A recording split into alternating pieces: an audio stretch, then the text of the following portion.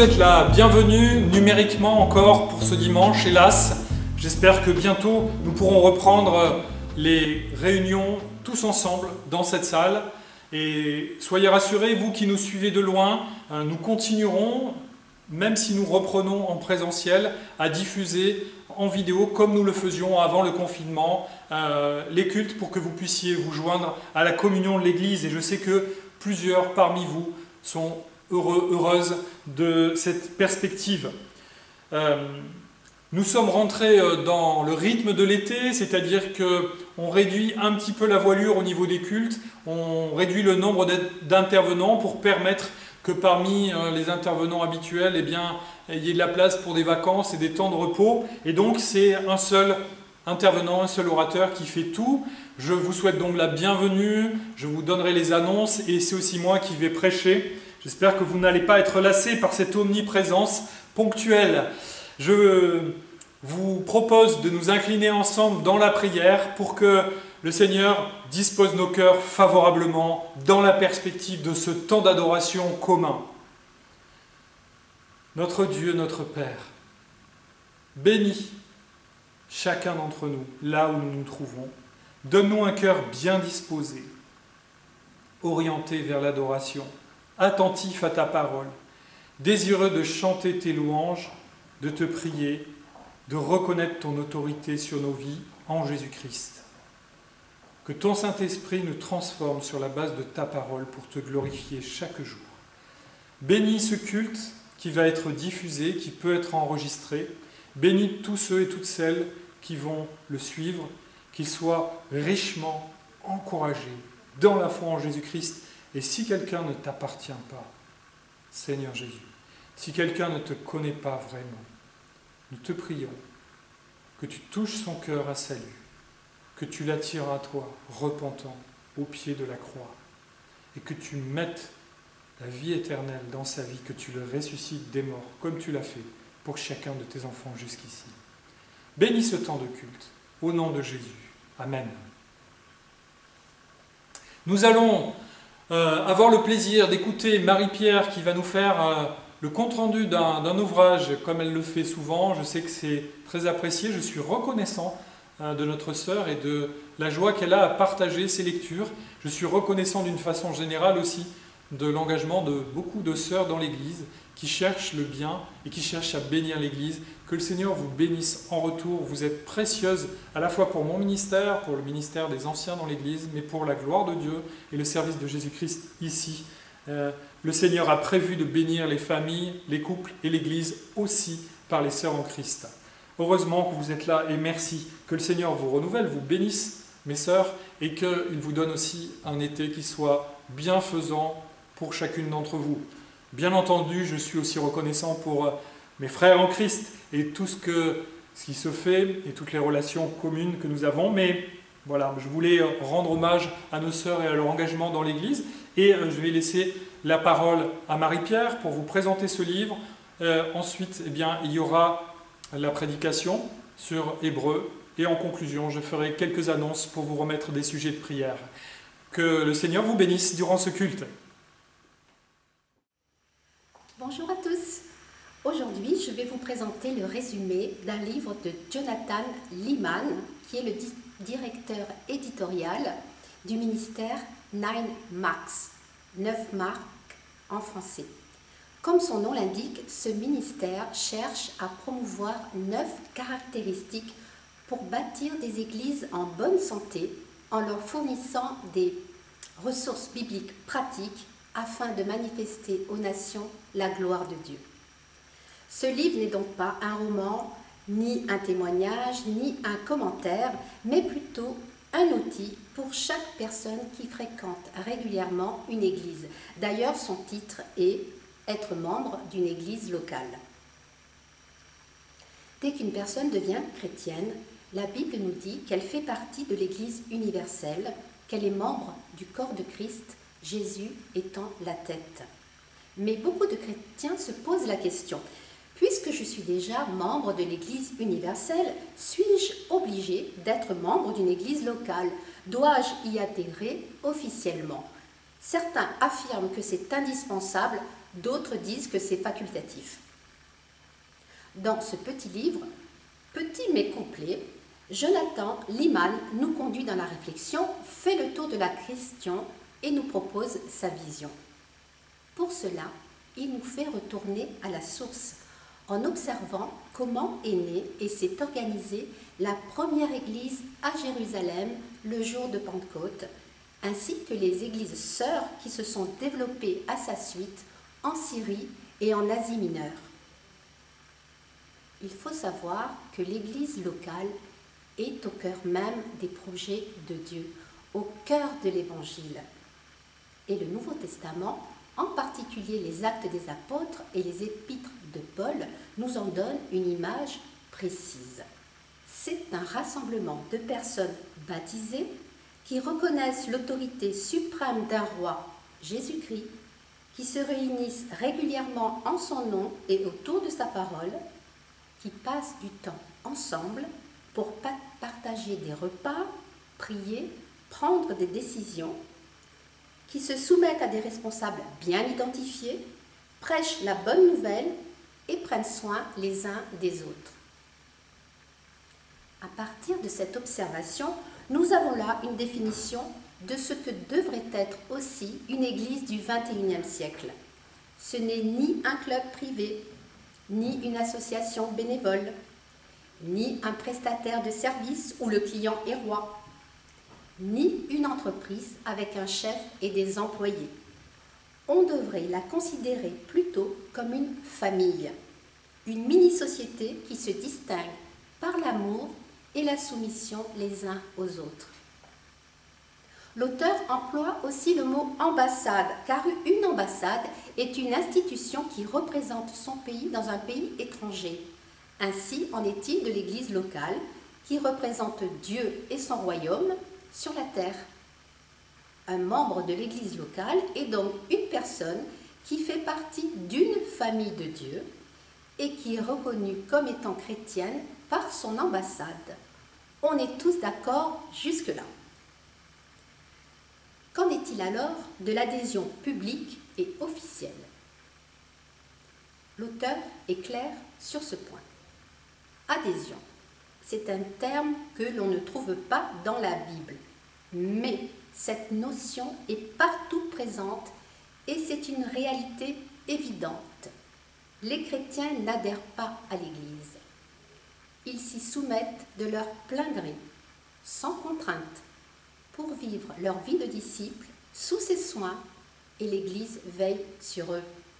Ce n'est pas une obligation, c'est une manière d'affirmer publiquement et officiellement sa foi et son attachement, une sorte de double promesse, un engagement bilatéral comme dans un mariage, chacun étant responsable de l'autre, chacun devant rendre des comptes à l'autre.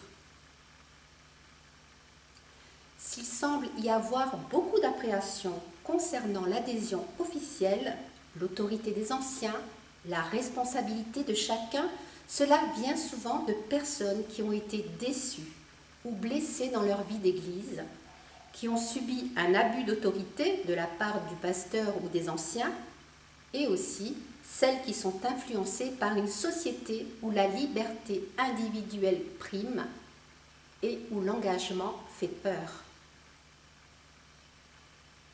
Si un chrétien représente Jésus aux yeux du monde, c'est la somme des membres officiels de son église locale qui détient cette autorité légale et juridique. Le statut de membre est aussi utile sur le plan administratif. Il permet de déterminer qui a le droit de vote dans les décisions importantes et qui est éligible pour assumer des responsabilités au sein de l'Église. L'auteur aborde aussi la discipline dans l'Église et quel doit être notre comportement vis-à-vis de nos conducteurs dans 2 chapitres bien détaillés. Voilà donc un ouvrage qui donnera des arguments solides à tous ceux qui aimeraient approfondir la question et à ceux qui hésitent encore à s'engager. Un livre donc que je recommande à tous, et ce n'est pas mon pasteur qui me contredira.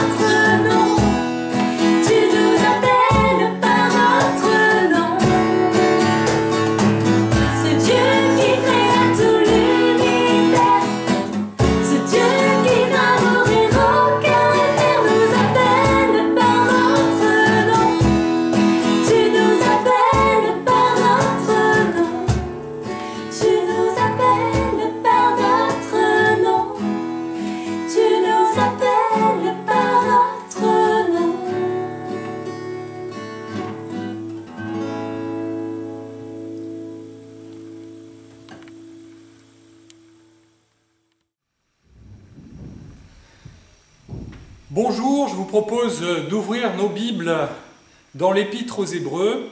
Nous arrivons à la fin de la lettre, mais il nous reste encore au moins deux messages. Et aujourd'hui, nous n'allons pas aller jusqu'au bout du chapitre 13, mais commencer la lecture à partir du verset 7, auquel nous nous étions arrêtés précédemment. On s'était arrêté au verset 7 et 8. Et puis nous allons lire jusqu'au verset 17. Et vous allez voir qu'il y a matière à commenter, enseignement. C'est quelque chose de très très dense et de très très riche, contrairement à ce que nous pourrions croire. À la fin des lettres, il n'y a pas simplement des salutations qu'on pourrait sauter comme ça parce qu'elles sont sans importance, mais il y a souvent de précieuses recommandations, encouragements qui rappellent le thème qui a été développé tout au long de la lettre. C'est valable pour l'Épître aux Hébreux, mais c'est valable également pour les autres lettres du Nouveau Testament. Et puis, il y a aussi des choses qui sont clarifiées, qui viennent couronner la lettre et qui viennent nous encourager jusqu'au bout. Jusqu'au bout, ces auteurs du Nouveau Testament ont été inspirés par le Saint-Esprit pour proclamer la parole de Dieu. Et je vous invite maintenant à faire la lecture. Donc, Hébreux, chapitre 13, je vais lire à partir du verset 7 jusqu'au verset 17. Je lis dans la traduction second 21. Souvenez-vous de vos conducteurs qui vous ont annoncé la parole de Dieu. Considérez quel est le bilan de leur vie et imitez leur foi. Jésus-Christ est le même hier, aujourd'hui et pour l'éternité. Ne vous laissez pas entraîner par toutes sortes de doctrines étrangères. Il est bon en effet que le cœur soit affermi par la grâce et non par des aliments qui n'ont été d'aucun profit à ceux qui s'en sont fait une règle. Nous avons un autel dont ceux qui accomplissent le service du tabernacle n'ont pas le droit de tirer leur nourriture. En ce qui concerne les animaux dont le sang est apporté par le grand prêtre dans le sanctuaire, pour l'expiation du péché, leur corps est brûlé à l'extérieur du camp. Voilà pourquoi Jésus aussi, afin de procurer la sainteté au peuple au moyen de son propre sang, a souffert à l'extérieur de la ville. Sortons donc pour aller à lui, à l'extérieur du camp, en supportant d'être humiliés comme lui. En effet, ici-bas, nous n'avons pas de cité permanente, mais nous recherchons celle qui est à venir. Par Christ, nous offrons donc sans cesse à Dieu un sacrifice de louange, c'est-à-dire le fruit de lèvres qui reconnaissent publiquement lui appartenir. Et n'oubliez pas de faire le bien et de vous entraider, car c'est à de tels sacrifices que Dieu prend plaisir. Obéissez à vos conducteurs et soumettez-vous à eux, car ils veillent sur votre âme en hommes qui devront rendre des comptes. Ils pourront ainsi le faire avec joie et non en soupirant, ce qui ne vous serait d'aucun avantage. Jusqu'ici, la lecture de la parole de Dieu. Je vous propose de suivre le plan suivant. On va tout d'abord examiner ce que ce passage nous dit à propos des conducteurs de l'Église. Ils sont nommés à 2 reprises, au début du passage que nous avons lu au verset 7 et à la fin, en conclusion, au verset 17. Donc c'est un petit passage qui forme inclusion, comme on a l'habitude de le dire en littérature, c'est-à-dire quand vous avez un thème qui encadre un développement et qui commence par un sujet et qui réévoque ce sujet en conclusion, c'est une façon de souligner un ensemble littéraire et aussi l'importance de ce thème dans le développement. Donc, on va parler des conducteurs de l'Église et voir ce que le texte nous en apprend. Deuxièmement, on verra que le texte appelle les croyants à se séparer des hommes pour suivre Christ. Et puis, troisièmement, on verra aussi ce que le texte nous apprend sur les sacrifices dans la nouvelle alliance en Jésus-Christ. Alors, premièrement, les conducteurs de l'Église. Qui sont ces fameux conducteurs ? Ce terme est un peu inhabituel pour parler des responsables de l'Église, c'est eux qui le désignent, bien sûr, en premier chef, puisque le terme grec qui est là derrière, égéomai, eh bien, désigne en quelque sorte celui qui gouverne, celui qui conduit. Aujourd'hui, on dirait un leader, un dirigeant. C'est vrai, c'est un terme qui pouvait servir en grec pour désigner également une fonction politique, bien sûr, ce n'est pas réservé à l'Église elle-même ou aux croyants eux-mêmes, mais c'est une façon de parler donc des responsables qui ont devant Dieu ce rôle, ce service, ce ministère de conduire le peuple de Dieu, un petit peu comme Moïse par rapport au peuple d'Israël. Et là, plus modestement, lorsqu'il s'agit des églises locales, eh bien, le texte fait allusion à ceux que les autres écrits du Nouveau Testament appellent des anciens ou des pasteurs. Notre assemblée fonctionne avec un anciennat, justement, qui correspond à cette notion-là, cette notion de responsable qui dirige, qui conduit, qui veille sur l'Église locale, sur le peuple de Dieu, réuni ici à cette petite échelle. Bien sûr, on ne prétend pas que l'Église du monde entier ou l'Église universelle, tous ceux qui appartiennent à Christ ne se réduisent pas à notre seule petite Église locale, mais la manifestation concrète du corps de Christ dans l'histoire du monde et dans la géographie de la terre, eh bien, ce sont une multitude d'églises locales, et on voit que le Nouveau Testament encourage à ce que ces églises locales soient structurées avec des responsables qui sont identifiés et qui sont responsables aux yeux des hommes et aussi devant Dieu de la façon dont fonctionne l'église locale. On est donc là en train de parler de ce que nous appelons les anciens ou le pasteur, sachant que nous pensons et nous essayons d'appliquer cette notion parce qu'elle nous semble provenir du Nouveau Testament, que quand c'est possible, le Nouveau Testament encourage qu'à la tête des églises locales, il y a un collège de responsables, et pas seulement une personne toute seule, et puis le reste des fidèles disposés de cette manière-là. Nous pensons que le fait qu'il y ait une direction collégiale permet déjà d'être plus fort, d'être plus équilibré, d'avoir des points de vue divergents qui permettent d'équilibrer aussi la sagesse, les décisions, et puis de porter le fardeau ensemble. Et on voit que dès l'Ancien Testament, Dieu se préoccupait que les responsables de son peuple, que ce soit Moïse, David ou d'autres, eh bien, soient épaulés par des personnes qui complétaient leur autorité ou qui les soutenaient. Je ne veux pas dire que dans le fonctionnement collégial de l'anciennat, il n'y a pas un leader. Il est évident que j'ai le privilège, la joie d'être à temps plein pour le Seigneur. Je suis rémunéré pour cela. J'ai donc beaucoup plus de temps pour penser à tout ce qui se fait dans l'Église.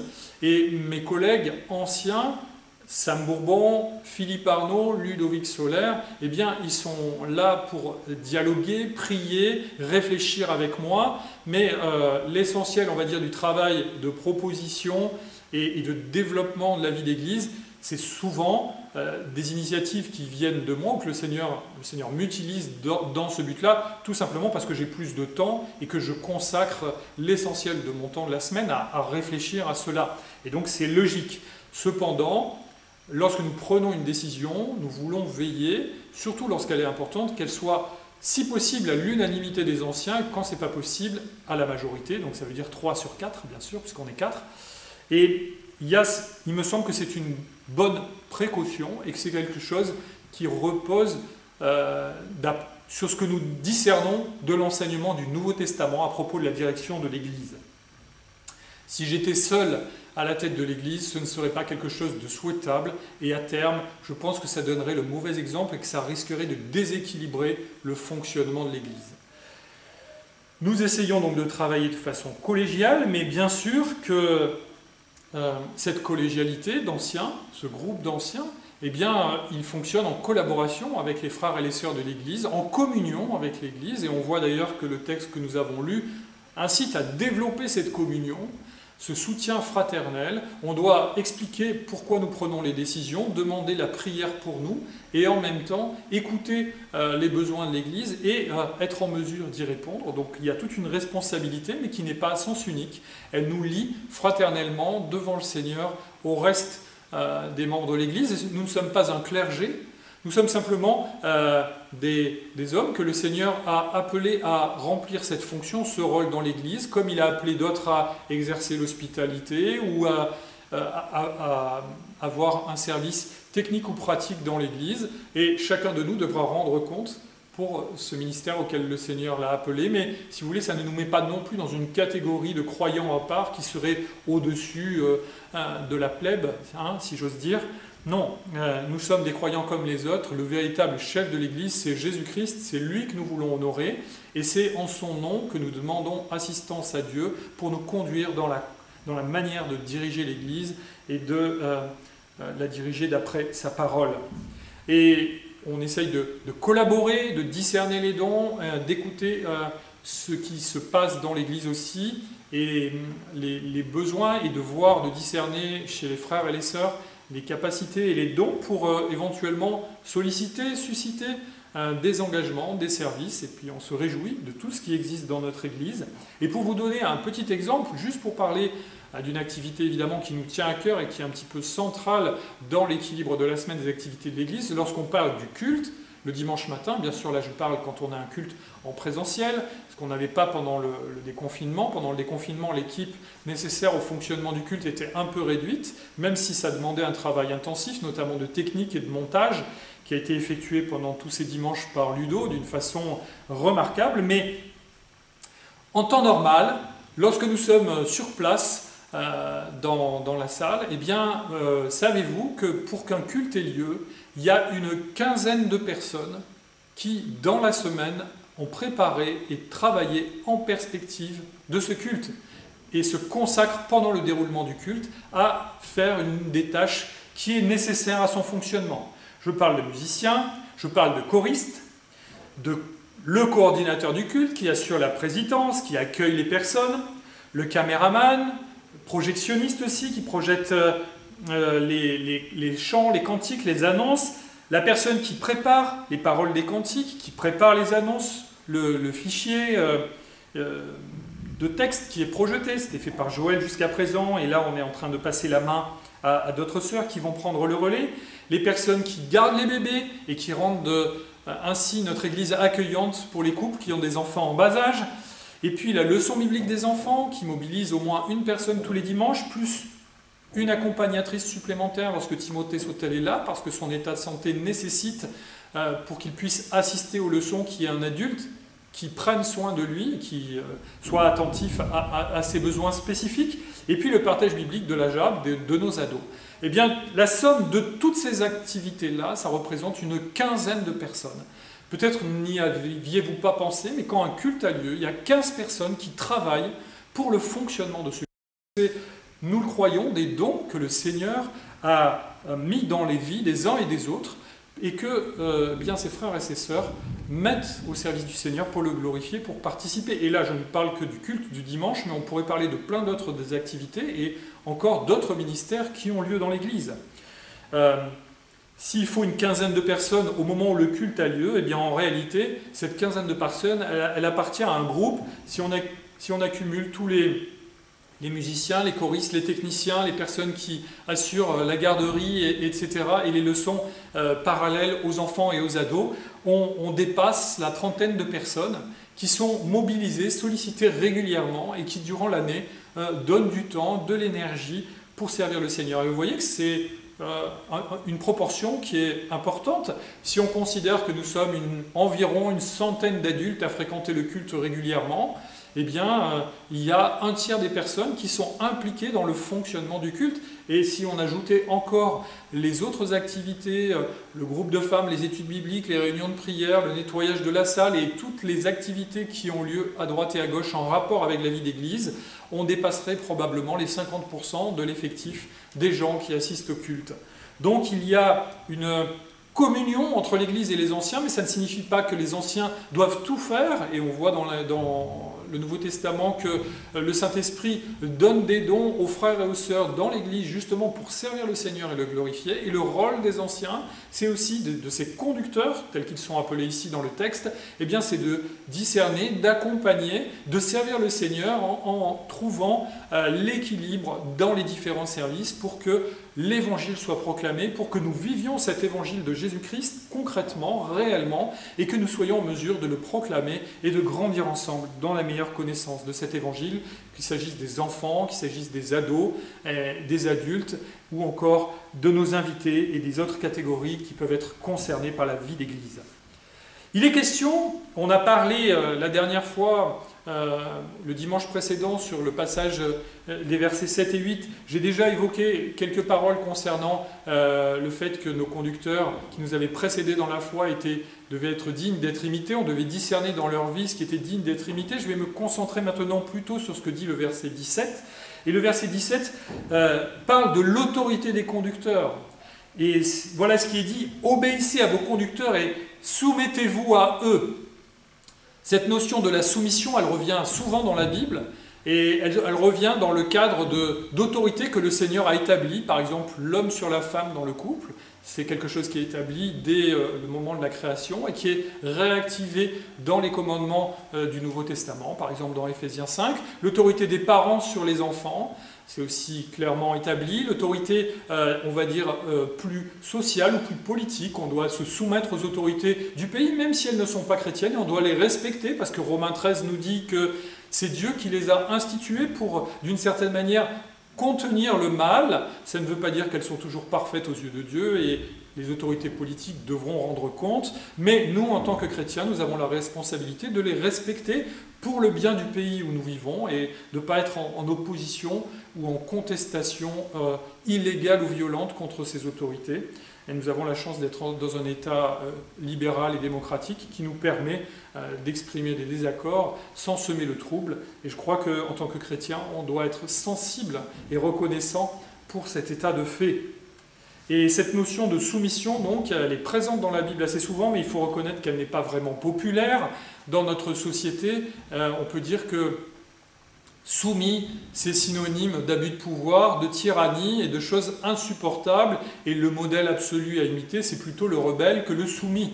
Et pourtant, la Bible demande aux fidèles de l'Église d'être soumis à leur conducteur.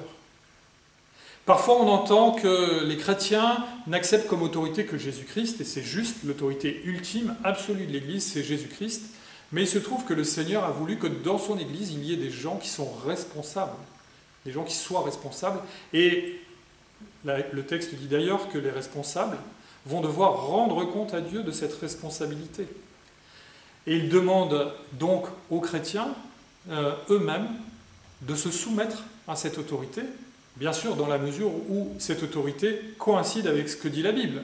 Si un jour dans l'Église, les anciens se mettent à enseigner n'importe quoi et font des choses qui n'ont pas de rapport avec ce que dit la parole de Dieu, et les fidèles auraient la responsabilité de questionner les anciens et de remettre en cause cette autorité si leurs erreurs se maintenaient, voire de changer d'Église s'il n'y avait pas possibilité de renouveler l'anciennat ou de renouveler cet enseignement erroné. Je ne suis pas en train de dire que parce qu'on est ancien ou pasteur, on est infaillible. Comme tous les êtres humains, on a des faiblesses et on doit entendre aussi parfois les remarques, les reproches, les remises en question. Quand c'est fait avec amour, c'est mieux, parce qu'on consacre beaucoup d'énergie et de temps pour cela, et ça peut être douloureux d'entendre des reproches parfois sur ce qu'on a fait de la part de frères ou de sœurs qui seraient bien intentionnés, mais qui ne discernent pas le volume de travail qui est en jeu. Mais en même temps, on doit avoir, en tant qu'ancien, l'humilité d'entendre tout ce que les personnes de l'Église auraient à dire sur la façon dont nous exerçons, sachant que devant le Seigneur, nous allons devoir rendre compte. Donc il ne s'agit pas là, lorsqu'il est question de se soumettre au conducteur de l'Église, d'abus de pouvoir. Et on voit que Jésus a bien expliqué aux disciples que lui qui est le Seigneur, il leur lavait les pieds et que eux de même, contrairement à ce qui se fait dans la société, ils allaient être responsables de l'Église naissante, ils allaient être les apôtres, les fondateurs de cette Église sur le fondement qu'est Jésus-Christ. Ils devaient être serviteurs, avant tout serviteurs de tous. Et nous devons nous inspirer bien sûr à la fois de Jésus et des apôtres, parce que c'est le modèle que donne le Nouveau Testament pour les responsables de l'Église. Donc l'Église, ce n'est pas un groupe qui s'autogère avec chaque chrétien qui décide ce que l'Église va faire et puis on est sans arrêt en train de débattre comme si c'était un peu un groupe d'anarchistes. Mais l'Église, c'est le peuple de Dieu qui se manifeste là et qui doit vivre avec, comme le dit Paul dans 1 Corinthiens 14, avec bienséance et avec ordre, en étant organisé devant le Seigneur pour que on soit attentif à l'enseignement du Saint-Esprit sur la base de la parole de Dieu et qu'on le vive concrètement le mieux possible et en demandant pardon à Dieu pour toutes les erreurs et les imperfections que nous amenons dans cette Église et qui sont inévitables jusqu'à ce que le Seigneur revienne. Les anciens sont appelés, le texte nous dit, à veiller sur les âmes des fidèles dont ils vont devoir rendre compte. C'est-à-dire que vous voyez bien que l'enjeu principal, c'est pas de décider de la couleur des murs de l'église ou de la façon dont les chaises sont disposées. Bien sûr, ces choses ont une importance, mais à la rigueur, il ne serait pas nécessaire que les anciens en décident. En revanche, il va falloir rendre compte du contenu spirituel de l'église locale. Qu'est-ce qui est au centre ? Qu'est-ce qui est enseigné ? Est-ce qu'on veille avec vigilance, avec jalousie sur la parole de Dieu pour qu'elle soit prêchée, pour qu'elle soit mise en œuvre et pour que les membres et les fidèles de l'Église et les gens qui viennent entendre, participer aux activités de l'Église soient encouragés à lever les yeux vers Jésus-Christ, à glorifier Dieu, parce qu'il s'agit, l'enjeu n'est rien moins que les âmes, la préservation, la protection, le salut des âmes, pour ceux qui ne sont pas encore nés de nouveau, et l'édification, la foi et le bien-être des âmes, des croyants, de ceux que le Seigneur a sauvés. Il est question d'un état d'esprit qui est là, qui doit être en communion, et le texte dit que ça doit se faire avec joie et non en soupirant, c'est-à-dire que les conducteurs, ils doivent accomplir leur tâche avec joie et non en soupirant, ce qui ne vous serait d'aucun avantage. L'auteur souligne cela par rapport à ses auditeurs en disant « Si ceux qui sont vos conducteurs dans le Seigneur sont en train de soupirer parce qu'ils sont accablés par vos contestations, par votre attitude, par les épreuves, eh bien, ça ne sera pas en bénédiction pour l'Église. » Autrement dit, nous avons tous intérêt à ce que cela fonctionne bien. Priez pour nous. Nous avons besoin de votre aide, de votre compassion, de votre amour fraternel. Et nous avons besoin aussi d'être renouvelés dans notre amour pour vous, afin de prendre soin de vos âmes dont nous aurons à rendre compte devant le Seigneur, afin d'honorer le Seigneur dans la façon dont nous gérons la responsabilité qu'il nous a confiée sur l'Église locale. C'est la raison pour laquelle on met de l'importance à la façon dont on désigne les anciens et on responsabilise aussi ceux qui sont membres de l'Église dans cette perspective-là. Parce que vous, en tant que membre, lorsque vous désignez un ancien, vous approuvez, vous élisez un ancien, comme on vous le propose de temps en temps, eh bien, vous engagez votre responsabilité aussi devant le Seigneur et vous êtes d'accord avec le projet et vous devez le soutenir, en même temps interagir avec lui de façon positive pour le bien de l'Église de Dieu. Deuxièmement, il est question de se séparer des hommes pour suivre Christ. Et on voit au verset 8 que Christ, c'est la base de la doctrine chrétienne. Paul, par ailleurs, en 1 Corinthiens 3, nous dit « Personne ne peut poser un autre fondement que celui qui a été posé, à savoir Jésus-Christ. » Jésus-Christ, c'est le fondement. Si vous enlevez Christ, il n'y a plus de christianisme. Il n'y a plus de sens même à la Bible. Il ne reste qu'un Dieu créateur lointain qui va être le juge de tous les hommes.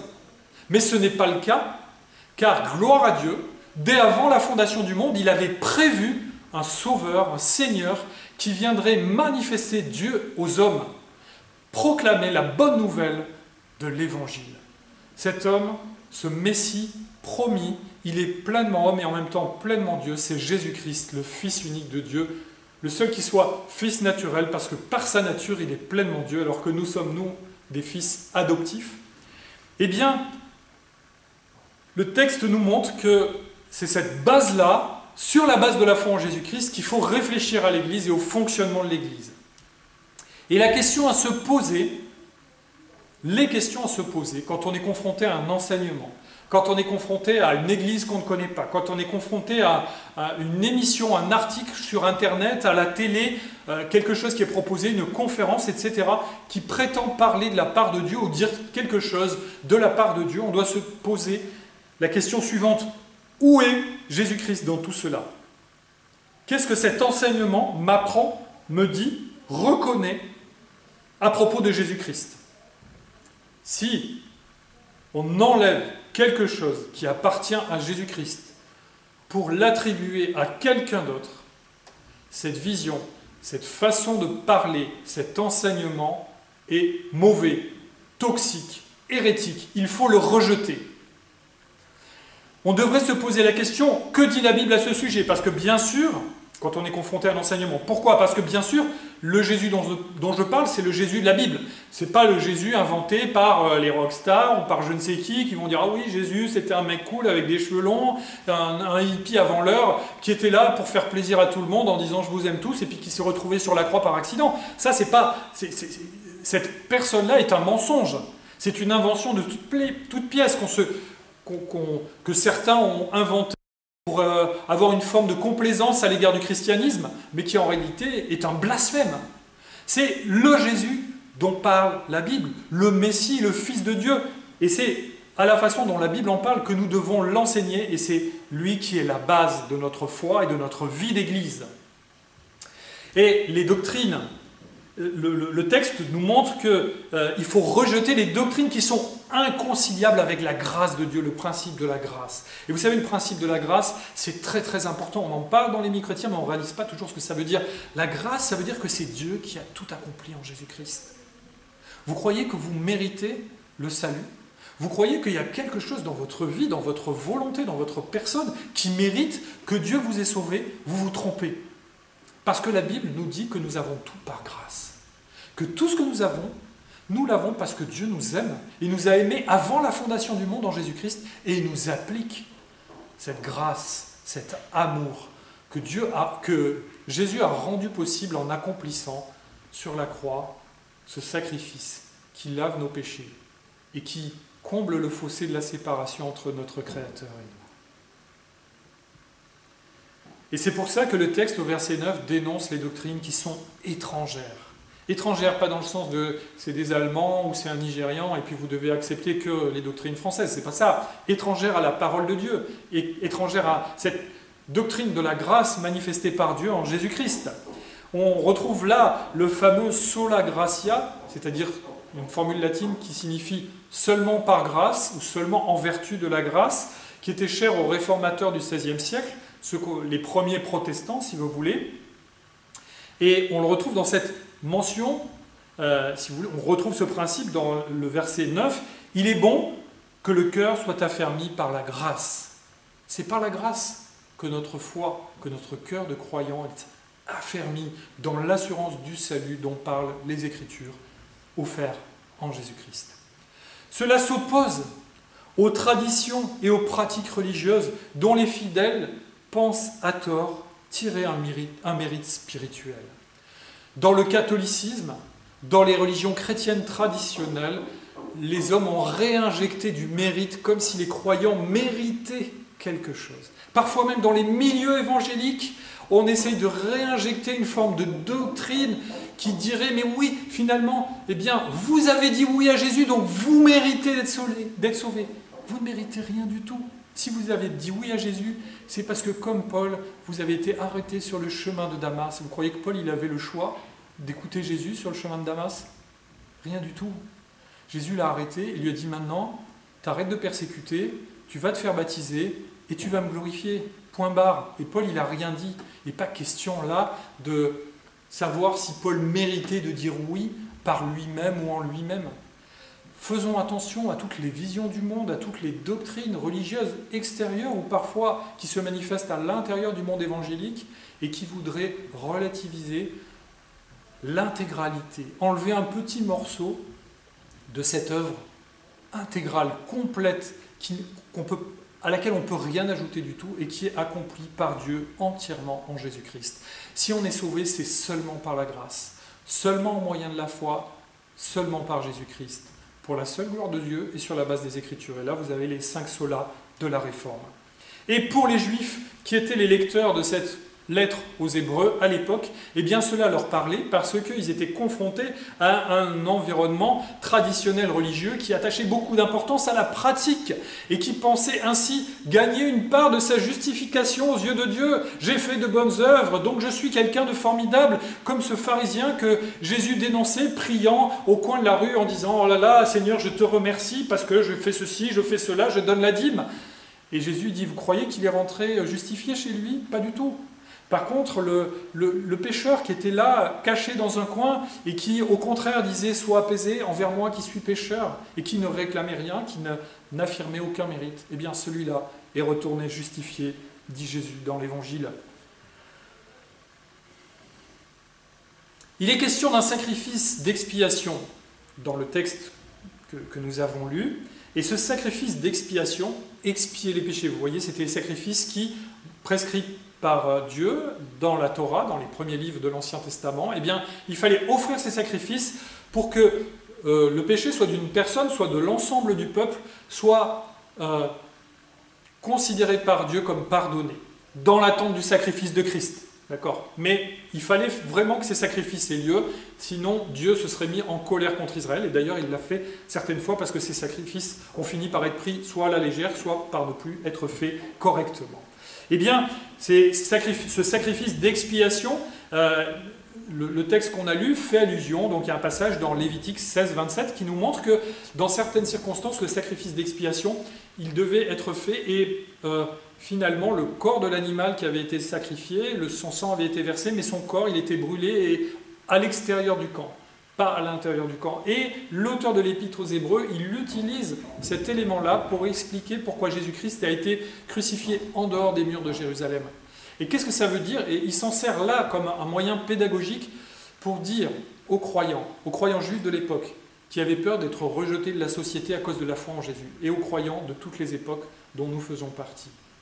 Si vous voulez suivre Christ, si vous êtes enfant de Dieu, si vous voulez répondre à ce que nous demande la parole de Dieu, c'est-à-dire celui qui veut me suivre, dit Jésus, qu'il prenne sa croix et qu'il me suive, eh bien, il faut sortir de la compagnie des hommes où nous sommes nés, à laquelle nous appartenons naturellement. Je ne veux pas dire qu'on doit tous monter sur la montagne, au pic de Courmette, à Arocha par exemple, il n'y aurait pas assez de place pour nous tous, ou dans un endroit où il n'y aurait que des chrétiens. Certains dans l'histoire du christianisme ont essayé de faire ça dans les monastères, ça n'a pas donné de belles choses toujours, parfois oui, mais parfois pas tellement, parce que en fait, eh bien, c'est pas ce que demande littéralement la Bible. La Bible, ce qu'elle veut dire, c'est que dans notre démarche spirituelle, et Jésus le dit dans la prière sacerdotale de Jean 17, je ne te prie pas, il dit à son Père, je ne te prie pas de les enlever du monde, mais de les protéger du mal. Et c'est ça, on doit sortir du monde spirituellement, on doit sortir dans notre manière de faire, dans nos fréquentations, dans les choses qui ont de l'importance dans nos vies, dans nos priorités. On doit veiller à ce que l'influence du monde ne nous empêche pas de suivre Christ. Mieux que ça, on doit mettre comme priorité absolue de suivre Christ et d'assumer l'humiliation de la croix. Nous portons cette humiliation. Paul dit, ce n'est plus moi qui vis, c'est Christ qui vit en moi parce que j'ai été crucifié avec Christ. Avez-vous conscience de cela? Est-ce que c'est une réalité pour vous? Peut-être que ces paroles vous semblent extrêmes, mais c'est la réalité du christianisme. Si vous ne vivez pas cette foi-là, dans ces termes-là, vous vivez un simulacre de christianisme. Qui est Jésus-Christ pour vous? Jusqu'où êtes-vous prêt à le suivre? Eh bien, la Bible dit, sortez du milieu où vous êtes nés, sortez de vos habitudes, sortez de la société où vous vivez et suivez Christ qui est mort à l'extérieur du camp. Allons tous au pied de la croix sur le mont Golgotha. Voilà spirituellement quelle est la démarche à la fois initiale de la vie chrétienne, celle que le Saint-Esprit suscite quand il nous fait naître de nouveau et qu'il nous appelle à confesser nos fautes, mais aussi celle que nous devons sans arrêt réactualiser dans nos vies, jour après jour, pour entretenir cette communion avec notre Sauveur et Seigneur. Notre identité humaine est passagère. Et elle ne doit pas nous empêcher d'assumer notre véritable identité spirituelle. Le texte nous dit au verset 14 que notre cité est à venir et elle n'est pas d'ici-bas. Pendant longtemps dans ma vie, j'ai été patriote et un patriote fervent. Je continue d'aimer la France. Je suis un peu chauvin comme tous les Français et en même temps j'aime critiquer mon pays. C'est le paradoxe français, on est sans arrêt en train de râler et en même temps si on entend quelqu'un qui critique la France, ça nous énerve et tout d'un coup on devient patriote. Mais dans ma jeunesse, j'ai été patriote d'une façon qui était excessive et qui n'honorait pas le Seigneur parce que les priorités de la foi avaient été remplacées par des priorités qui n'avaient rien à voir avec la foi. Et nous devons veiller à ce que les préoccupations de la société où nous vivons, sociales, politiques, etc., eh bien, ne viennent pas remplacer les vraies priorités de foi. Il n'y a pas de solution politique parfaite. Il n'y a pas de courant politique ou d'homme politique aussi vertueux soit-il, et ils ont beaucoup de mérite de vouloir prendre des responsabilités à notre époque, dans notre pays, comme dans les autres pays, parce que c'est pas simple d'être un responsable politique, j'aimerais pas être à leur place, mais il n'y a pas de... La solution, vraiment parfaite, ne viendra pas de là. Elle sert pendant un temps pour contenir le mal, mais la société de toute façon s'éloigne de Dieu et les responsables politiques bien souvent conduisent cet éloignement, hélas. On le voit dans la façon dont les lois tolèrent des choses qui devraient être intolérables. Le mariage pour tous, toutes ces lois qui sont en train de légaliser les mères porteuses pour permettre à des couples qui ne devraient pas avoir d'enfants d'en avoir, et ça c'est vraiment dramatique, ça transforme les enfants en marchandises. On peut les mettre à la poubelle avant la naissance quand on n'en veut pas, et on peut en acheter un à une mère qui vit dans un pays pauvre quand on en a envie, comme si l'enfant était un objet. C'est incroyable qu'on en soit arrivé à ce niveau-là de marchandisation de l'être humain, et c'est inadmissible en tant que chrétien qu'on puisse cautionner ce genre de choses. On ne devrait pas le cautionner, on devrait le rejeter avec force, mais vous voyez que la société qui est autour de nous, elle va nous désapprouver si nous nous séparons de ce genre de position. Troisièmement, il est question des sacrifices. Les sacrifices dans cette nouvelle alliance offerte en Jésus-Christ. Et on pourrait se dire, mais alors la notion de sacrifice qui est récurrente dans le passage qu'on vient de lire, elle revient vraiment à plusieurs fois, comme dans toute l'épître aux Hébreux, il a souvent été question des sacrifices, justement pour expliquer que les sacrifices de l'Ancien Testament annonçaient le sacrifice unique de Jésus-Christ. Alors vous allez me dire, mais s'il y a maintenant dans la Nouvelle Alliance plus qu'un seul sacrifice qui compte, celui de Jésus-Christ, pourquoi ce texte nous parle-t-il de sacrifice au pluriel que nous devrions faire ? Sacrifice, ça évoque pour nous la notion de se priver de quelque chose qui nous appartient pour être agréable à Dieu, ou d'offrir quelque chose à Dieu qui nous appartienne. D'accord ? Alors, vous allez me dire, de façon absolue, rien ne nous appartient, tout nous a été donné par Dieu, donc on ne fait que lui rendre des choses éventuellement qu'il nous a données. Par exemple, quand on donne la dîme, quand on donne nos offrandes à l'église ou à une œuvre missionnaire, etc., eh bien, vous allez me dire, oui, mais c'est l'argent que j'ai gagné avec mon travail. Oui, mais c'est Dieu qui t'a donné le travail, qui t'a donné la capacité de travailler, et c'est lui qui permet que tu aies cet argent. Donc, finalement, on ne fait que lui rendre un tout petit peu d'un grand tout qu'il nous a donné. Et ça peut être une forme de sacrifice, je pense, même si ce n'est pas nommé dans le texte de cette manière-là, l'offrande, la libéralité. C'est une forme de sacrifice, c'est-à-dire on se prive de quelque chose qui nous appartient pour le donner à Dieu, pour l'honorer, le glorifier. Mais le premier sacrifice dont il est question, vous allez voir, c'est un sacrifice qui est tout à fait conciliable avec la croix, qui s'appuie sur elle. Au verset 15, nous sommes encouragés à offrir un sacrifice de louange. Un sacrifice de louange. Apportez avec vous des paroles et revenez à l'Éternel. Dites-lui, pardonne toutes nos fautes et fais-nous bon accueil. Nous t'offrirons au lieu de taureau l'hommage de nos lèvres. Voilà ce que dit le prophète Osée, chapitre 14, au verset 3. Vous voyez que dès l'Ancien Testament, Dieu attendait de son peuple qu'il y ait une adoration qui le glorifie dans la louange, dans l'adoration exprimée. Et là, le texte nous invite à exprimer de façon publique, à haute voix, pas seulement dans le secret de nos cœurs et dans nos pensées, le fait que nous adorons Dieu, que nous voulons l'honorer, que nous voulons l'aimer, que nous voulons dire ses qualités, que nous voulons confesser qu'il est notre Dieu et notre Sauveur en Jésus-Christ. Alors parfois, à tort, dans nos milieux, nous confondons la louange et le moment musical du culte. Certes, les cantiques sont là pour nous encourager, nous entraîner à louer Dieu, et parfois on appelle ça la louange, c'est le moment de la louange. Mais en fait, tout le culte est un moment de louange. Quand on proclame la parole de Dieu, on loue Dieu. Quand on prie ensemble, on loue Dieu ensemble. Et notre attitude, et même une partie de notre comportement et de notre témoignage dans notre vie de tous les jours, que ce soit dans l'église ou à l'extérieur, doit être une louange à Dieu. Alors bien sûr, les cantiques, quand on les chante d'un cœur sincère, sont une louange, mais si on chante juste les cantiques de façon machinale, eh bien c'est du bruit. Au mieux, c'est de la musique. Mais ce n'est pas une louange. La louange, il faut que derrière, il y ait une foi qui soit exprimée, une foi qui soit sincère.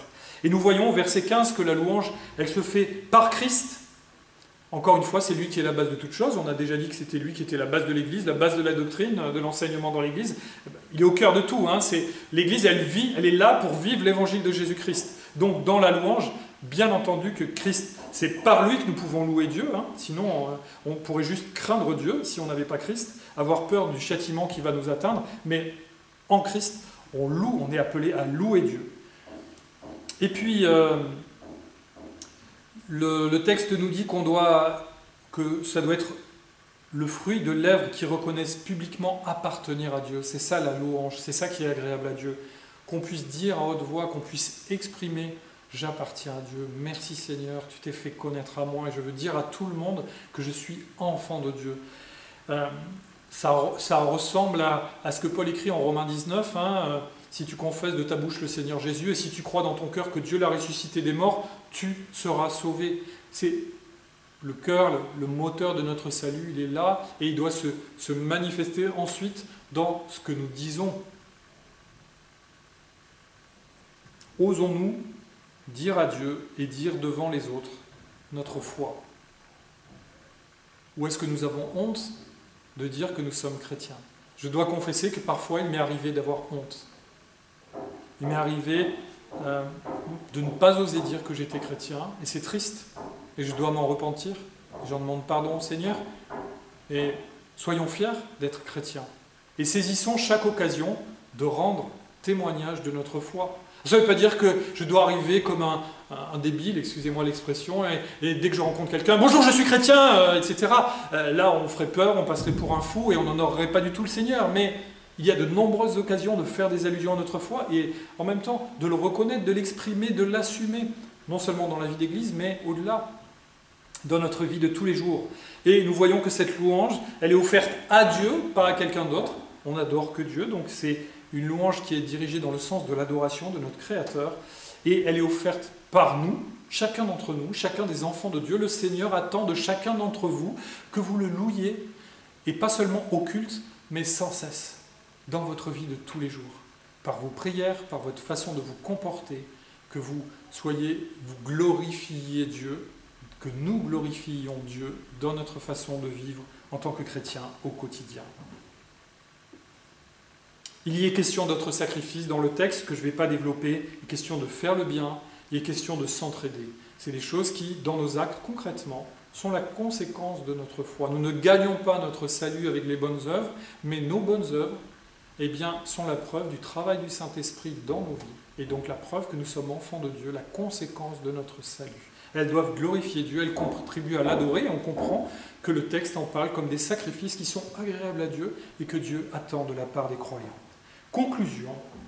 Ainsi, dans une église correctement organisée, sous l'autorité des anciens et en communion avec eux, les chrétiens louent Dieu en suivant Christ et son exemple, doctrinalement et concrètement dans leur vie de tous les jours. Prière. Notre Dieu, notre Père, merci pour Jésus-Christ qui est le fondement de notre foi en toi, notre Sauveur à imiter. Conduis-nous dans un fonctionnement d'église qui t'honore et qui bénisse nos responsables et la communion de l'église.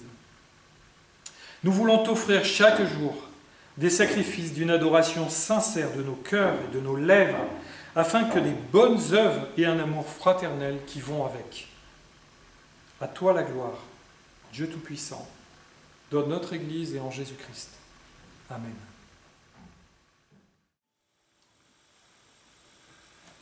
Alors le prochain chant qu'on va chanter, c'est Dieu soit tout en moi.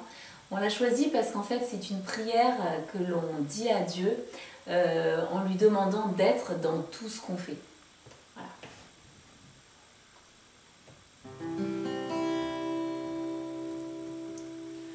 Dieu dans tout mon être, dans ce que je suis, Dieu dans mon éveil, Dieu dans mon sommeil, Dieu dans mon repos, Dieu dans mon travail, Dieu dans mes pensées, Dieu dans mes paroles, Dieu soit tout en moi.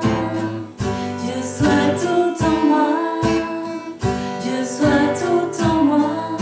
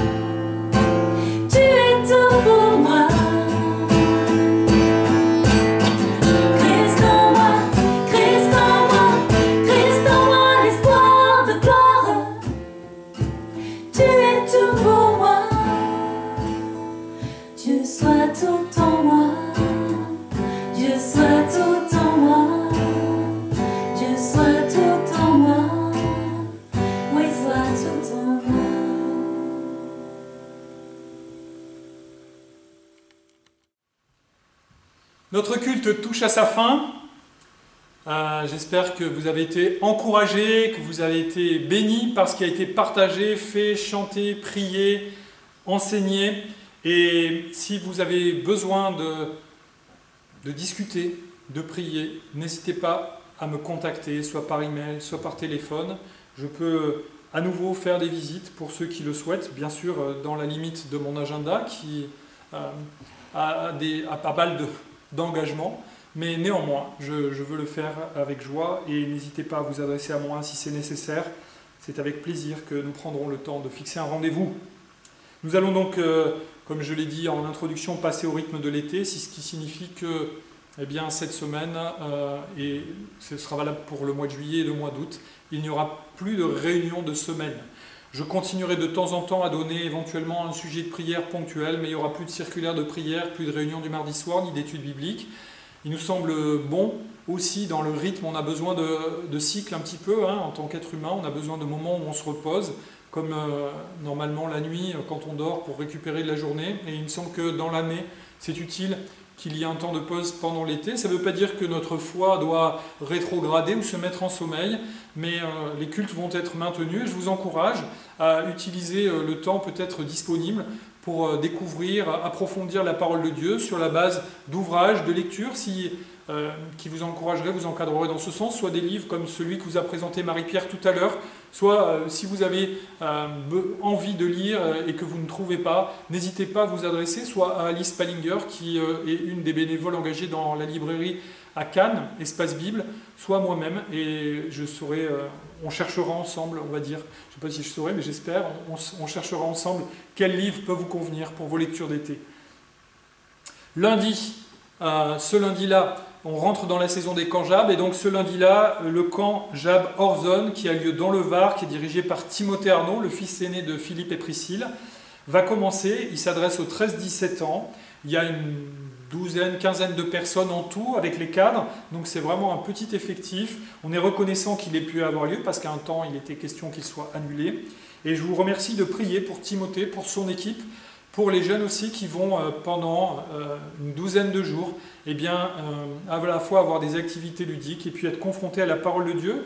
Philippe Arnaud et moi-même, à tour de rôle, nous allons prêcher et partager dans le cadre de ce camp. Et puis il y a aussi un autre frère qui s'appelle Julien et qui vient de l'église de Toulon et qui va donner une succession de messages. Donc prions pour l'équipe, pour Timothée, pour Anne-Charlotte, pour Lucie et pour les autres, Julien et j'en oublie encore, qui sont cadres de ce camp et qui vont servir le Seigneur de cette manière-là auprès des jeunes. C'est un très beau chant missionnaire qui a lieu tous les étés. Samedi, ce sera aussi le début du camp JAB Ado au Contamine, avec Loïc et Christine qui dirigent le camp. Loïc est directeur, Christine gère tous les aspects pratiques du camp aussi, au niveau de la supervision, etc., du fonctionnement. Donc merci de prier pour eux, pour tous leurs collaborateurs, collaboratrices, et pour tous les jeunes qui vont les rejoindre. Notamment le confinement, lorsqu'on est dans une maison comme c'est le cas, Timothée lui il est en plein air, c'est un camp qui se passe en camping.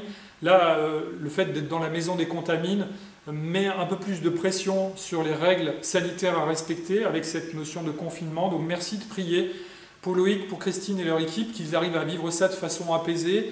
Loïc ensuite va probablement être contrôlé, parce que Jeunesse et Sport envoie des contrôles, et compte tenu de la situation, il est fort probable qu'il soit contrôlé, et je vous remercie de le porter. Nous sommes encouragés, il nous demande de le porter ensemble dans la prière pour que ces contrôles se passent bien et qu'il puisse faire ce qui est correct aux yeux de la loi, mais que l'ambiance du camp n'en soit pas altérée ou gâchée.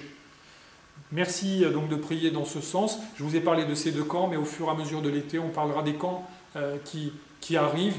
Donc il y a ces deux camps-là en juillet, il y en aura d'autres en août. Nous parlons déjà de ceux qui se tiennent maintenant. Il y a aussi un camp qui va avoir lieu dans le Médoc, avec à la fois les enfants et les préados. J'aurai l'occasion d'en parler ultérieurement également. Merci de prier aussi pour l'organisation des voyages en minibus qui sont très utiles pour faire monter tous les jeunes de notre région aux Contamines. Ça exige un long voyage aller-retour à travers les Alpes. Alors, si on était en balade, ce serait agréable, mais là, le but, c'est de les amener au camp. Donc, Voilà, ça demande pas mal d'organisation, de coordination des familles, de dépenses, de location de minibus, etc. C'est un gros dossier pour moi tous les étés. Donc merci de prier dans ce sens. Si j'ai eu l'occasion de solliciter des conducteurs, parce qu'il y a 5 voyages à faire, pour l'instant j'ai un volontaire pour les voyages. Je ne vous cache pas que j'aurais du mal à faire 4 voyages moi-même, aller-retour. Sur l'été, ça serait vraiment beaucoup. Donc si vous avez à cœur de conduire un minibus, si vous avez les capacités déjà de le faire, hein, pas vous improvisez conducteur de minibus juste pour l'occasion, mais si vous avez les capacités de le faire et la possibilité de le faire, eh bien, je vous encourage vraiment à me le signaler parce que vous serez précieux pour le service missionnaire de cet été en direction des camps. Dimanche prochain, bien sûr, à 10 h, il y aura le culte, soit en ligne, soit en présentiel. On espère d'un moment à l'autre une autorisation du gouvernement qui lève la règle des 4 mètres carrés qui est imposée encore au lieu de culte et qui nous permette, tout en conservant des règles hygiéniques de bon sens, d'avoir les fidèles possibles dans notre salle. Pour l'instant, la règle ne nous permettrait pas de fonctionner normalement, ce serait trop contraignant. Merci de prier dans ce sens. Concernant les autres sujets de prière, eh bien, je vous invite à consulter la circulaire de prière qui vous a été envoyée il y a quelque temps. Beaucoup des sujets sont encore d'actualité. Sachez que notre frère Jean-Louis, qui était souffrant, va mieux. On peut prier pour qu'il soit encore fortifié dans sa foi. Notre frère Nicolas, qui a été aussi opéré, arrive au terme de sa convalescence, que le Seigneur le fortifie. Nicolas Bonneau, Jean-Louis Forti, pardon, j'aurais dû dire les noms avec les prénoms. Et puis, on continue de prier pour Carole Levasseur. Elle arrive au bout de son premier traitement, chimiothérapie, radiothérapie. Théoriquement, en milieu de semaine prochaine, ce traitement qui a duré 6 semaines va s'achever. Il est très éprouvant. Notre sœur connaît des périodes vraiment de grande fatigue, de découragement, avec des nausées, avec tous les effets secondaires qu'on connaît, hélas, avec ce type de traitement. Elle a besoin d'être soutenue dans la prière et en même temps, elle a conscience d'être soutenue. À chaque fois que je la vois, elle me dit de remercier les frères et les sœurs pour les prières. Prions qu'elle soit fortifiée dans sa foi, qu'elle soit encouragée et aussi fortifiée dans sa santé. Que le Seigneur mette sa bonne main sur elle, que ce traitement ne soit pas inutile, mais qu'il soit pour le bien de son enfant. Et s'il le souhaite, s'il le permet, eh bien nous voulons prier pour la guérison de Carole complète. Et nous voulons prier aussi pour son mari Pierre qui se démène à ses côtés et pour leurs enfants Déborah, Benjamin et David. Voilà, n'hésitez pas à me faire part de sujets de prière supplémentaires si vous en avez. Que le Seigneur vous bénisse. Notre rencontre est terminée. Passez un bon dimanche et une bonne semaine.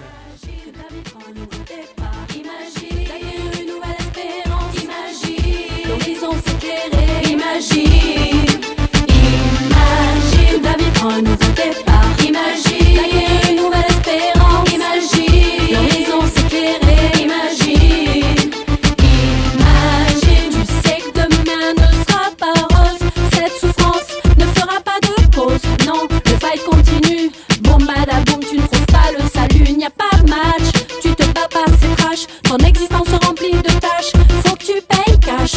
Toutes tes erreurs, tes fautes, tout remonte à la surface, c'est haute. C'est vrai qu'aujourd'hui, Jésus te tend le bras. Il peut essuyer toutes tes larmes. C'est vrai qu'aujourd'hui, Jésus te tend le bras. Il peut essuyer toutes tes larmes. Toutes tes larmes.